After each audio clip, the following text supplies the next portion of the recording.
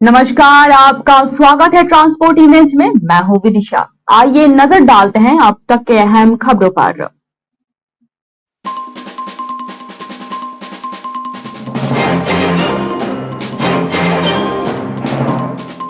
ऋषभ पंत हादसे के शिकार, डिवाइडर से टकराकर कार में लगी आग, शीशा तोड़कर बाहर निकाला गया।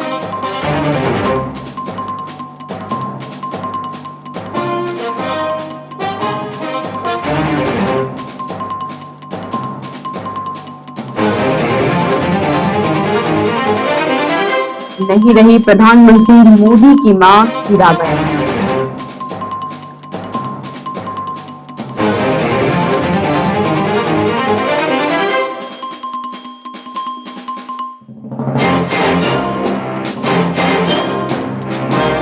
फिल्म पुष्पा स्टाइल में हो रही थी गांजा और शराब की तस्करी। ऐसा तरीका देखकर पुलिस भी रह गई हैरान।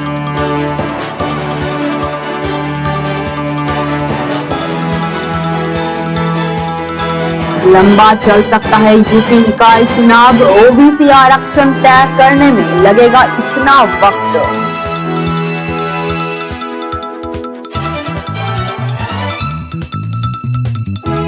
बाघों के साथ साथ तराई में होगा हाथियों का भी आशियाना। योगी सरकार ने दी एलिफेंट रिजर्व को मंजूरी।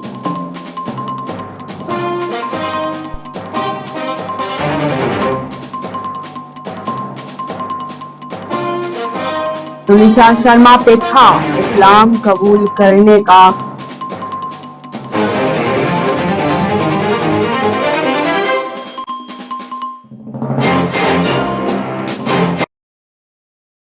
ये जानते हैं खबरें विस्तार से। टीम इंडिया के स्टार क्रिकेटर ऋषभ पंत सड़क हादसे का शिकार हुए। उनकी कार रुड़की में डिवाइडर से टकराई है। इस हादसे में पंत के सिर और पैर में काफी चोटें आई हैं। हादसे के बाद कार में आग भी लग गई थी और कार पूरी तरह से जल गई। गाड़ी का शीशा तोड़कर पंत को बाहर निकाला गया और अस्पताल पहुंचाया गया। पंत दिल्ली से अपने घर उत्तराखंड लौट रहे थे। रुड़की के नारसन बॉर्डर पर हमदपुर झाल के पास उनकी कार हादसे का शिकार हुई। पंत के सिर और पैर में काफी चोटें आई हैं। उनकी पीठ पे भी काफी चोट है, हालांकि उनकी हालत स्थिर बनी हुई है। पंत की गाड़ी काफी तेज रफ्तार में थी और डिवाइडर से टकराने के बाद गाड़ी रेलिंग तोड़कर दूसरी तरफ जा पहुंची, जिसके बाद उसमें आग लग गई। घटना सुबह 5:30 बजे की बताई जा रही है। हादसे के बाद राहगीरों की सूचना पर गंभीर रूप से घायल ऋषभ पंत को दिल्ली रोड स्थित सक्षम हॉस्पिटल में भर्ती करवाया गया। शुरुआत में पंत की हालत गंभीर थी, लेकिन धीरे धीरे उनकी हालत में काफी सुधार हुआ। इसके बाद उन्हें देहरादून के मैक्स हॉस्पिटल ले जाया गया। यहाँ इनकी प्लास्टिक सर्जरी भी होगी। सक्षम हॉस्पिटल के डॉक्टर सुशील नागर ने बताया कि ऋषभ पंत के पैर में फ्रैक्चर आया है और माथे पर भी चोट है। माथे पर कुछ टांके भी लगाए गए हैं। बताया जा रहा है कि पंत की गाड़ी तेज स्पीड से डिवाइडर से टकरा गई और लोहे की मजबूत रेलिंग से टकरा कर रेलिंग तोड़कर दूसरे तरफ जा पहुंची। तेज रफ्तार में होने की वजह से कार लगभग 200 मीटर तक घिसटने के बाद रुकी। इसके बाद उसमें आग भी लग गई। मौके पर पहुंची पुलिस ने उन्हें नारसर के रुड़की के और करीब 8 किलोमीटर की दूरी पर स्थित सक्षम हॉस्पिटल में पहुंचाया। हाल ही में बांग्लादेश के खिलाफ टेस्ट सीरीज में ऋषभ पंत ने कमाल की बल्लेबाजी की थी। दूसरे टेस्ट में वो शतक से चूक गए थे, लेकिन बेहतरीन बल्लेबाजी की दम पर उन्होंने भारत को मैच में आगे कर दिया था और इसी वजह से दूसरी पारी में अहम बल्लेबाजों के फेल होने के बावजूद टीम इंडिया ये मैच जीत गई थी। हालांकि वनडे और टी20 में खराब प्रदर्शन के चलते हाल ही में उन्हें टीम से बाहर कर दिया गया था।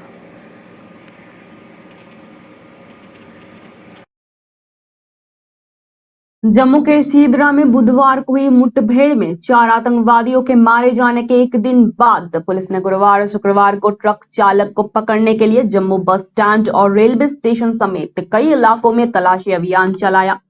बुधवार सुबह जम्मू श्रीनगर राष्ट्रीय राजमार्ग पर तभी पुलिस के पास भूसेल से लदे एक ट्रक को कश्मीर की और जाते समय रोका गया, जिसके बाद आतंकियों और सुरक्षा बलों के बीच मुठभेड़ शुरू हो गई।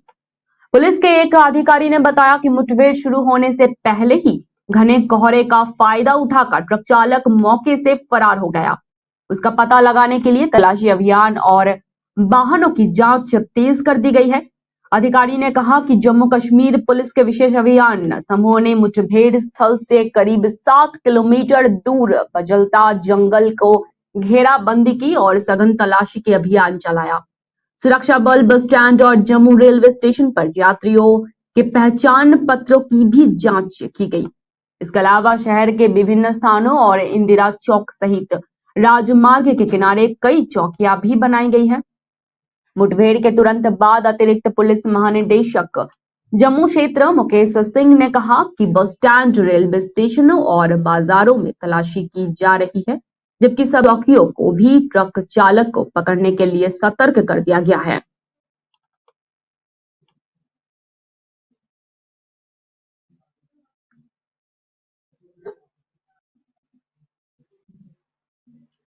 भारतीय वायुसेना ने गुरुवार को सुखोई 30 लड़ाकू विमान से ब्रह्मोस एयर लॉन्च मिसाइल की विस्तारित रेंज संस्करण का सफल परीक्षण कर लिया।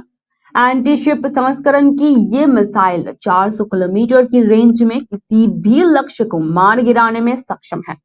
बंगाल की खाड़ी क्षेत्र में किया गया ये सफल परीक्षण वायुसेना को लंबी रेंज तक मारक क्षमता हासिल करने में रणनीतिक रूप से मजबूत करेगा। साथ ही भविष्य के युद्धों में भारत दुश्मन देश पर आसमान से हमला करने में अधिक प्रभावी होगा। भारतीय वायुसेना ने गुरुवार को सुखोई 30 MAIK विमान से बंगाल की खाड़ी क्षेत्र में एक पोत को लक्ष्य बनाकर 400 किलोमीटर की रेंज वाली ब्रह्मोस एयर मिसाइल दागी। विस्तारित रेंज के इस मिसाइल ने सटीकता के साथ पोत को निशाना बनाकर नष्ट कर दिया। मिसाइल ने वांछित मिशन उद्देश्य को हासिल करके अपनी कामयाबी साबित की है। इसके साथ ही वायुसेना ने लंबी दूरी पर जमीन समुद्री लक्ष्यों के खिलाफ सुखोई 30 विमान से सटीक हमले करने के लिए महत्वपूर्ण क्षमता में वृद्धि हासिल की है। सुखोई विमान के उच्च प्रदर्शन के साथ मिसाइल की विस्तारित रेंज से वायुसेना की रणनीतिक क्षमता में इजाफा हुआ है, जिससे भविष्य के युद्ध क्षेत्र पर भारत को बढ़त मिलेगी। ये उपलब्धि हासिल करने में भारतीय नौसेना, DRDO, BPL और HAL ने महत्वपूर्ण भूमिका निभाई है।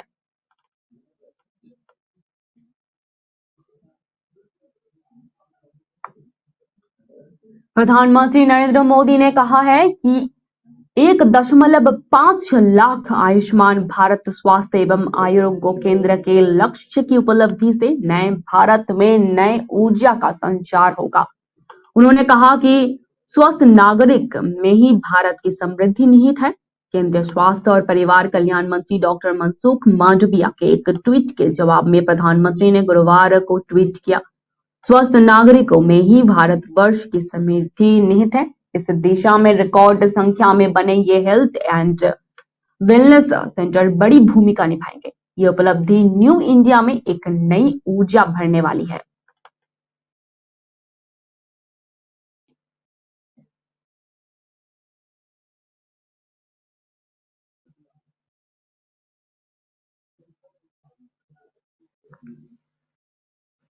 केंद्रीय अन्वेषण ब्यूरो यानी कि CBI ने देश भर के 91 शहर में फर्जी प्रमाण पत्र पर डॉक्टरी करने वालों के यहाँ छापेमारी की है।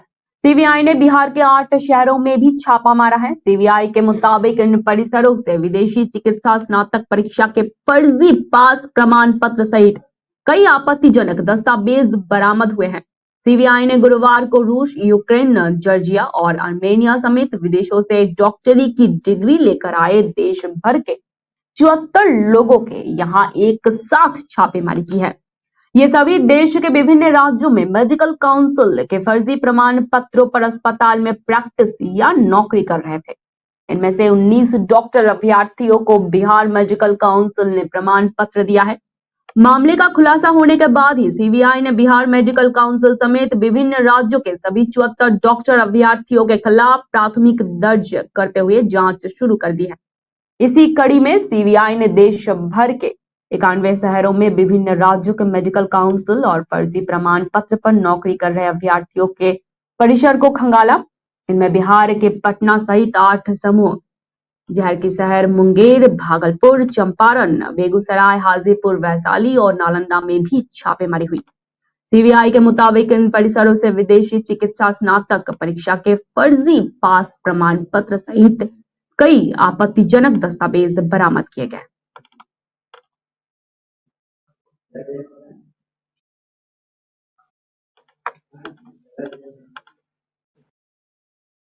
शुक्रवार 30 दिसंबर यानी कि आज एक अत्यंत दुखद घटना घटी। प्रधानमंत्री मोदी की मां हीराबेन पंचतत्वों में लीन हो गई। शुक्रवार तड़के अहमदाबाद के यूएन मेहता अस्पताल में उन्होंने अपनी अंतिम सांस ली। उनकी उम्र करीब 100 साल थी। दरअसल बुधवार को ही उनकी तबीयत बिगड़ जाने की वजह से उन्हें यूएन मेहता अस्पताल में भर्ती करवाया गया था और इसी में शुक्रवार उनकी तबीयत और भी बिगड़ जाने से वो पार्थिव लोक को छोड़कर चली गई। सुबह करीब 9:30 बजे उनका अंतिम संस्कार उनके दोनों सुपुत्रों द्वारा समापन किया गया। उनका अंतिम कार्य गांधीनगर के शमशान घाट पे किया गया। सुबह के करीब 10:30 बजे हीराबाई के प्रयाण पर राष्ट्रपति मुर्मू सह कांग्रेस अध्यक्ष राहुल गांधी, समाजवादी पार्टी के अध्यक्ष समेत कई अन्य ने शोक जाहिर किया। इनमें से राष्ट्रपति द्रौपदी मुर्मू की ट्वीट में उन्होंने अपना शोक व्यक्त किया और परिवार के प्रति सहानुभूति भी दिखाई। हीराबा का जन्म गुजरात के पालनपुर में हुआ था। शादी के बाद वो बडनगढ़ आ गई थी। हीराबा की उम्र तब महज 15 से 16 साल की ही थी जब उनकी शादी हो गई थी। घर की आर्थिक और पारिवारिक स्थिति कमजोर होने के चलते उन्हें पढ़ने का मौका ही नहीं मिल पाया, लेकिन वो अपने बच्चों को शिक्षा देने के लिए दूसरे के घरों में भी काम करने के लिए तैयार हो गई। उन्होंने फीस भरने के लिए कभी किसी से उधार पैसे नहीं लिए। हीराबा चाहती थी कि उनके सभी बच्चे पढ़ लिख कर शिक्षित बने। पीएम मोदी का मां हीराबा के प्रति प्रेम और सम्मान जग जाहिर है। वे अक्सर अपनी मां की बातों को याद किया करते हैं। उन्होंने कई बार कई कार्यक्रमों में हीराबा का जिक्र भी किया। कई बार तो वे पुराने दिनों की याद कर भावुक भी हो जाते थे। दरअसल हीराबेन उर्फ हीराबा का जीवन संघर्षों से भरा रहा और इसी संघर्ष से जीतकर आज वो परलोक चली गई।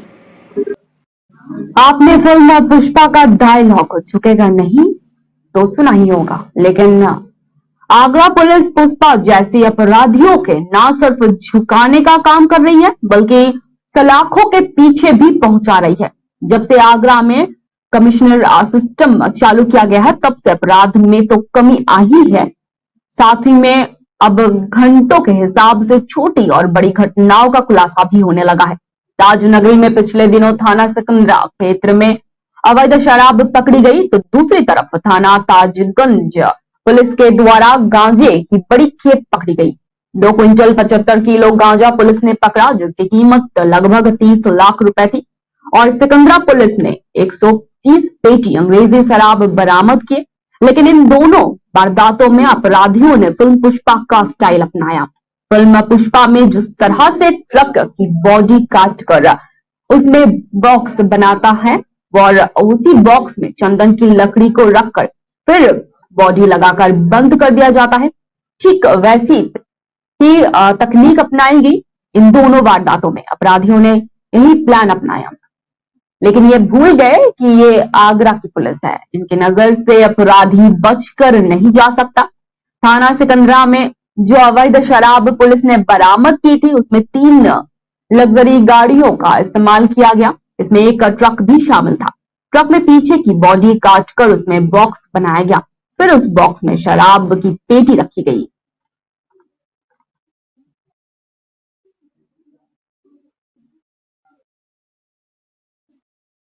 इलाहाबाद हाई कोर्ट के लखनऊ बेंच के आदेश के बाद यूपी नगर निकाय चुनाव लंबे समय के लिए टल सकता है। दरअसल हाई कोर्ट के आदेश के बाद योगी सरकार ने ओबीसी रिजर्वेशन तय करने के लिए 5 सदस्यीय कमेटी का गठन तो कर दिया, लेकिन सर्वे का काम आसान नहीं है।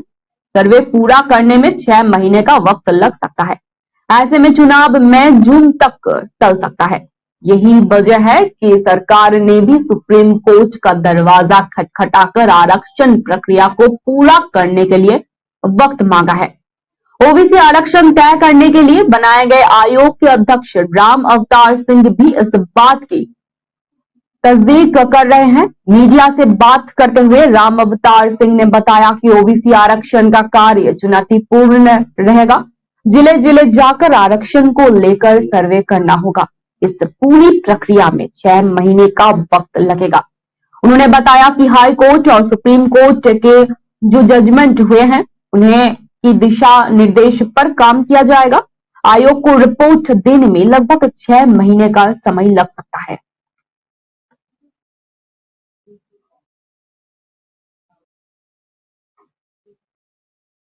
पीलीभीत टाइगर रिजर्व अब सिर्फ बाघों के लिए नहीं बल्कि हाथियों के लिए भी पहचाना जाएगा। तराई के जंगलों में अब बाघों के साथ हाथियों का भी प्राकृतिक संरक्षण होगा। केंद्र सरकार के बाद गुरुवार को प्रदेश सरकार ने भी तराई एलिफेंट रिजर्व की स्थापना को मंजूरी दे दी है। इससे यहां पर अब पर्यटकों की संख्या 2 गुनी होने की उम्मीद लगाई जा रही है। पीलीभीत एलिफेंट रिजर्व प्रदेश का दूसरा और देश का 33वां एलिफेंट रिजर्व होगा, जिसमें टाइगर रिजर्व का बहुत बड़ा हिस्सा इसके लिए संरक्षित किया गया है। ये भी बताते चले कि पीलीभीत रेंज की सीमा नेपाल के शुक्लाफंटा सेंचुरी से मिली हुई है, जिसके चलते बड़ी संख्या में हाथियों का नेपाल से आवागमन बना रहता है और हाथियों को पीलीभीत में प्राकृतिक आनंद मिलता है, जिसके चलते समय समय पर हाथी यहाँ पर आया जाया करते हैं। बराही रेंज के लग्गा बग्गा से लेकर दूधवा टाइगर रिजर्व तक का जंगल हाथियों का कॉरिडोर माना जाता है। कई वर्षों तक हाथी इन इलाकों में विचरण करते रहे, लेकिन समय के साथ साथ आए बदलाव में कॉरिडोर खेती में तब्दील हो गया।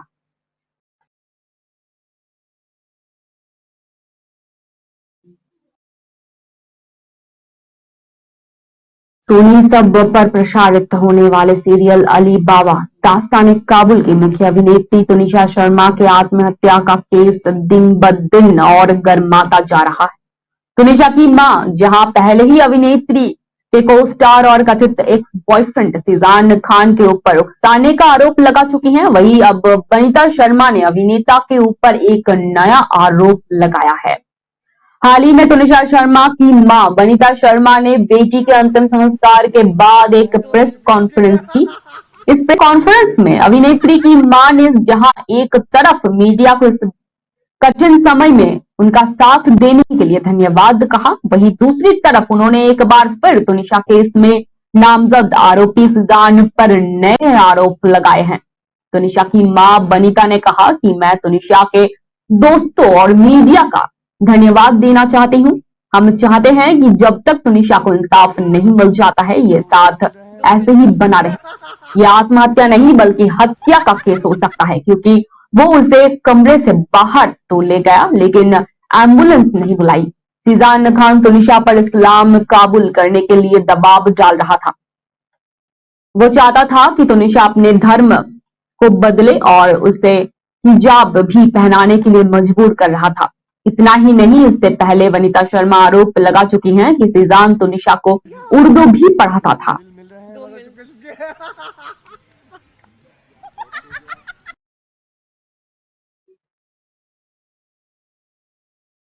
मध्य प्रदेश का कोचिंग हब बनते जा रहे इंदौर शहर में एग्जाम की तैयारी करने आई एक युवा चाय वाले का वीडियो आजकल वायरल हो रहा है। आपने MBA चाय वाला तो सुना ही होगा, लेकिन ये साइकिल वाली चाय है। वडवनी जिले के इस आदिवासी छात्र का वीडियो काफी पॉपुलर हो रहा है। इसमें छात्र दिन में तो पढ़ाई करता है और रात के समय साइकिल से चाय बेचता है। इंदौर में अच्छी पढ़ाई कर रहा ये युवा साइकिल वाली चाय के साथ संदेश भी देता है कि काम कोई भी छोटा नहीं होता है, वो उसे पूरी मेहनत और मन से किया जाना चाहिए। इंदौर देश के स्वच्छ शहर के साथ साथ एजुकेशन सिटी के रूप में भी अपनी पहचान बना रहा है। शहर में सैकड़ों की संख्या में कोचिंग संस्थान है, जिनमें एग्जाम की तैयारियों के लिए दूर दराज से छात्र आते हैं। ऐसे ही एक छात्र बड़वानी जिले का अजय खन्ना है।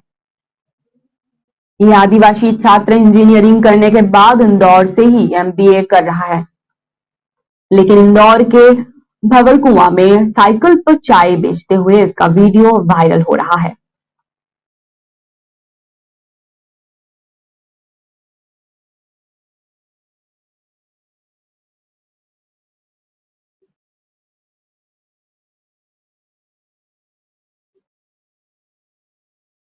उज्बेकिस्तान में कथित रूप से कफ सिरप पीने के कारण 18 बच्चों की मौत के मामले में विदेश मंत्रालय ने कहा कि भारतीय दूतावास ने उस देश के साथ संपर्क कर उनकी जांच का ब्यौरा मांगा है। इसी के साथ ही विदेश मंत्रालय के प्रवक्ता अरिंदम बागची ने कहा कि अब तक उज्बेकिस्तान ने मुद्दे को भारत के सामने नहीं उठाया है। वहीं विदेश मंत्री ने कथित रूप से कफ सिरप से मौत के मामले में कहा कि इस मामले को लेकर उज्बेकिस्तान में कानूनी कार्रवाई शुरू की गई है और हम वहां भारतीय कंपनी से जुड़े कुछ लोगों को राजनयिक सहायता प्रदान कर रहे हैं। दरअसल उज्बेकिस्तान के स्वास्थ्य मंत्रालय ने दावा किया है कि इन बच्चों ने नोएडा डॉक 1 मैक्स का सेवन किया था। दूसरी ओर बच्चों की मौत होने से जुड़े मामले की जांच केंद्रीय औषधि मानक नियंत्रण संगठन यानी कि सीडीएस से शुरू कर दिया। मामले प्रतिनिधि ने बृहस्पतिवार को कहा कि दवा का निर्माण फिलहाल के लिए रोक दिया गया है।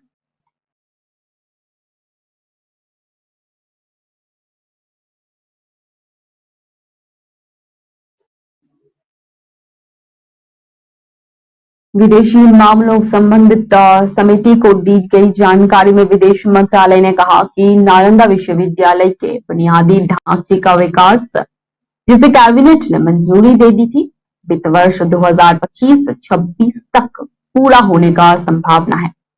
संसद पटल पर हाल ही में रखी गई समिति की 19वीं रिपोर्ट में विदेश मंत्रालय ने कहा कि इस साल मार्च में मंत्रालय ने नालंदा विश्वविद्यालय के लिए भारत सरकार की फंडिंग को 2025-26 तक बढ़ाया है। विदेशी मामले संबंधी समिति ने नालंदा विश्वविद्यालय के निर्माण में प्रगति को संतोषजनक बताया है। समिति ने अपनी रिपोर्ट में कहा कि सभी शैक्षणिक ब्लॉक, प्रशासनिक भवनों, प्रयोगशालाओं, कारो परिसर की सुविधाओं, साइट विकास कार्य समेत 90% बुनियादी ढांचे को पूरा कर लिया गया है।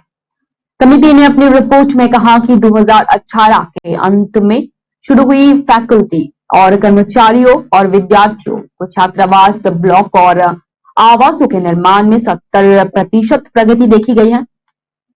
समिति ने अपनी रिपोर्ट में इच्छा जाहिर की है कि आवासीय भवनों से संबंधित शेष निर्माण कार्य समयबद्ध तरीके से पूरा किया जाए और विश्वविद्यालय की शैक्षणिक साख को बरकरार रखा जाए।